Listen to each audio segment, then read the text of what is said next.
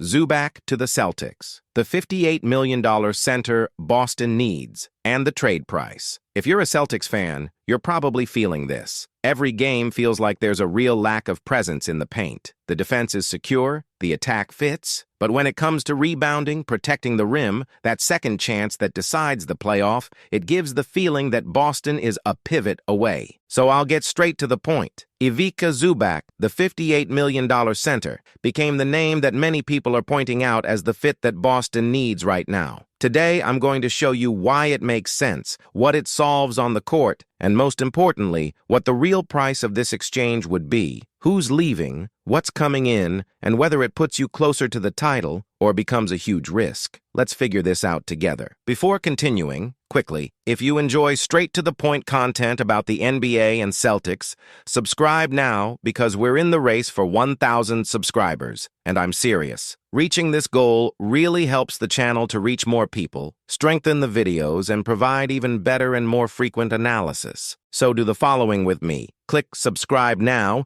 leave a like to push this video to your feed, and activate the bell so you don't miss out when hot news or exchange analysis comes out. And hey, stay with me because in the next minute I'm going to show you why Zubac became this ideal target. And now we get to the most important thing, how much this would actually cost the Celtics. Let's do it. If there's one conversation that I feel like comes up every week here on the Celtics Talk Show, it's this. Boston needs to resolve once and for all the starting center position. And I completely understand where this feeling comes from because it is not born from a fan's whim. It comes from that discomfort that appears precisely when the game gets tight, when possession is worth its weight in gold, when the ball doesn't fall the way you expect and you need to win in detail. At these times, what separates a very good team from a champion team is usually something very simple to say and very difficult to build. Constant presence in the paint. And look how curious it is. We talk about this even when the team is at the top of the table, even when the Celtics remain competitive,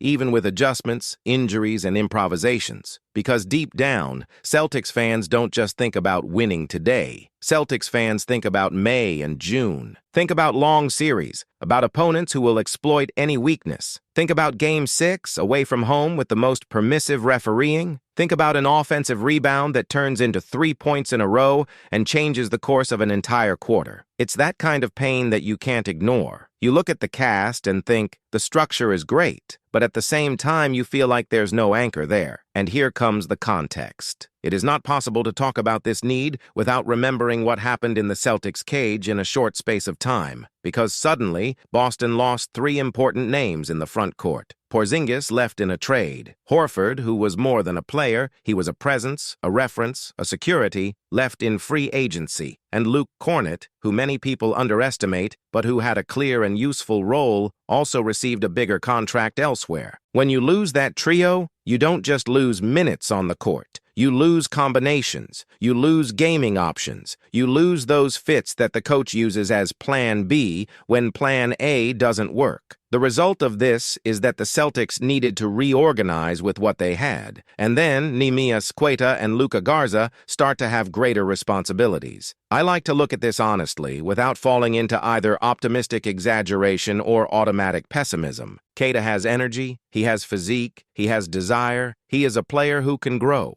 Garza is also a guy who puts in effort, who tries to do the simple thing, who fights for space, and that has value, especially throughout the regular season when you need rotation, breath, people to play their role and hold the momentum. But the question that remains is not whether they can help. The question is, when the Celtics are really ready to fight for the title again, who is the high-level center that will withstand the pressure of a heavy series? Who is the guy you look at and think, okay, in this matchup, I'm not at a disadvantage? And that's why the name Ivica Zubac began to circulate heavily as a possible ideal target. And I want you to notice one thing. When someone uses the expression ideal target, they are generally not talking about a star who costs the world and demands to dismantle the cast. You're talking about a fitting from a player who, within the price and style, solves real problems and speaks to what the team already does well. Zubac is 28 years old. That matters. He is not a veteran at the end of his career, nor a raw young man that you need to wait to turn around. He is at that point where the experience has already become persistence, and the physical part is still at its peak. And when you think of Boston, you automatically think of schedule, because the Celtics are a team that revolves around Jayson, Tatum, and Jaylen Brown. You want a pivot that makes sense to them? That is not a distant project or a patch that lasts 6 months. You want someone who works with this duo for a few years and who maintains the level of delivery both in the regular season and in the playoffs. And that's where the characteristics come in. I know that, when talking about centers in the current NBA, the debate is polarized. Either the guy is a stretch 5 who shoots from 3 and opens up space, or he is treated as outdated. But reality is much richer than that. A center can be extremely valuable without being the guy who kills 5 threes per game. He can be valuable because he protects the rim, because he closes the zone, because he rebounds, because he punishes mismatches near the basket, because he is disciplined in his defensive rotations, and because he doesn't mess up with the ball. Zubac, at his best, is that presence. And presence changes everything. The statistic I like to remember most when I talk about pivots is not just blocks. It's an offensive rebound and a defensive rebound in a row, because a rebound is extra possession, and extra possession is playoff life. There are games in which your attack is blocked, the contested balls don't fall, the opponent forces you to live with difficult shots. In these games, offensive rebounding is oxygen. It's the difference between finishing a room frustrated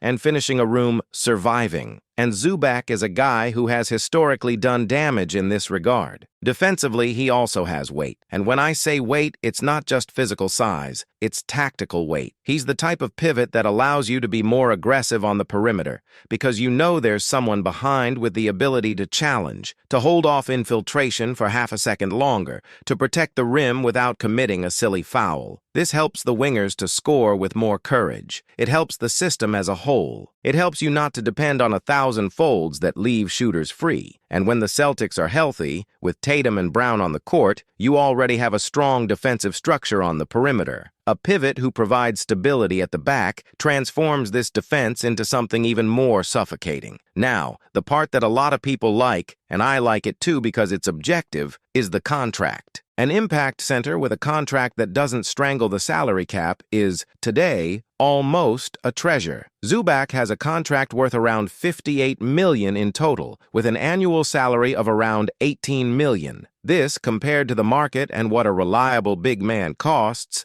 is very reasonable. And then you understand why the word ideal appears. Because you're not talking about compromising the entire future of the team for one player. You're talking about fitting a strong piece at a relatively controlled cost. But here comes the other side of the coin. If it is good and cheap in relation to the value, the exchange price tends to rise. And then the conversation changes tone. Because when we talk about exchange, we don't just talk about money. We talk about draft picks, we talk about young players, we talk about flexibility, and this is delicate. The Celtics can't act like they're rebuilding, accumulating picks without looking at the present. But you also can't act as if you were immortal, burning the future by any adjustment. It's a balance that demands a lot from Brad Stevens. And this is where I think the great merit of discussing Zubac comes in. It is not a fantasy name. It is a name that, if it appears on the market, really makes sense. But the question is not, do you like the player? The question is, how much are you willing to pay to resolve this pain? And when I talk about pain, I'm talking about that specific feeling that fans know.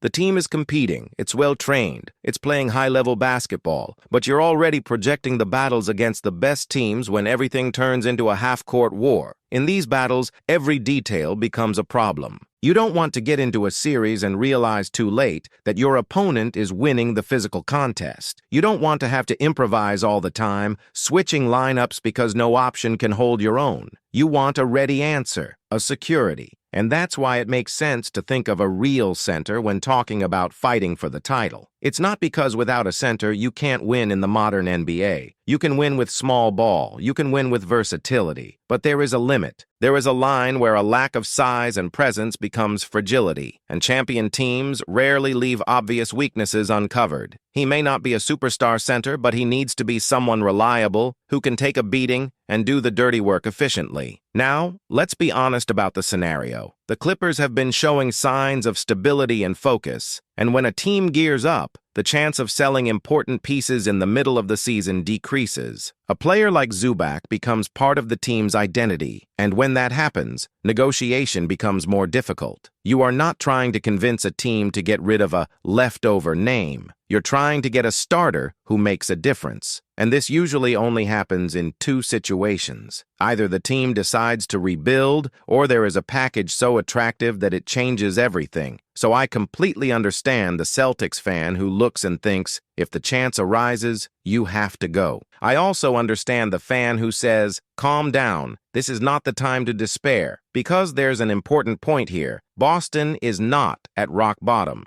Boston is competitive, even with problems, even dealing with absences. Joe Mazzulla's team continues to find ways to win, continues to develop people, continues to create an identity, and this gives the Celtics room to not feel pressured to make any changes just to respond to the fans. Exchanges made out of anxiety tend to be exchanges that cost a lot and deliver little. I think the smartest way is to see this as a board. You follow the market, you map the possibilities, you evaluate what the cast gives you until the end of the year, and you choose the right moment. Waiting until summer can open up options that don't exist today. A pivot may become available by circumstance. A domino effect of trades can occur that changes the value of players. A team may appear that decides to turn the key. And at that point, Boston wants to be ready. Ready with assets, ready with flexibility, ready with clarity on who is the right guy. But at the same time, there is that scenario where a name like Zubac becomes available. And then you need to have courage, because contending cannot be passive. Contender needs to recognize the window, and the Celtics window with Tatum and Brown is real. So if the piece that closes the puzzle appears, you have to seriously consider it. What I like to reinforce here on the Celtics Talk Show is that the discussion is not just about one center. It's about the identity of a champion team. It's about ensuring Boston has an answer for different opponent styles. It's about preventing an entire series from being decided by a predictable issue. And in that sense,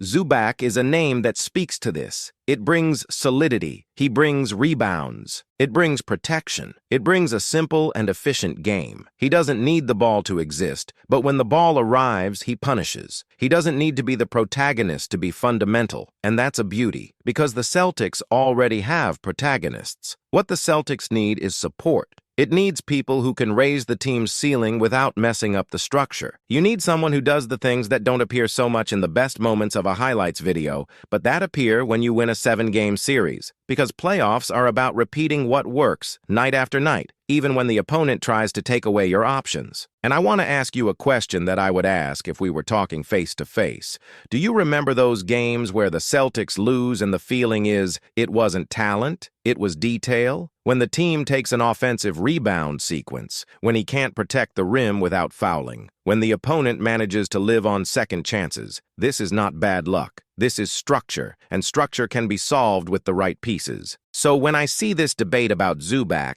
I don't think about internet noise. I think there's a legitimate discussion about how Boston closes the loopholes. And I also think about the emotional part of the fans, because I know it's frustrating to feel that the cast is so close. It's as if you had your hand on the trophy, but it lacked an adjustment to hold it tight. This creates anxiety. Create charge.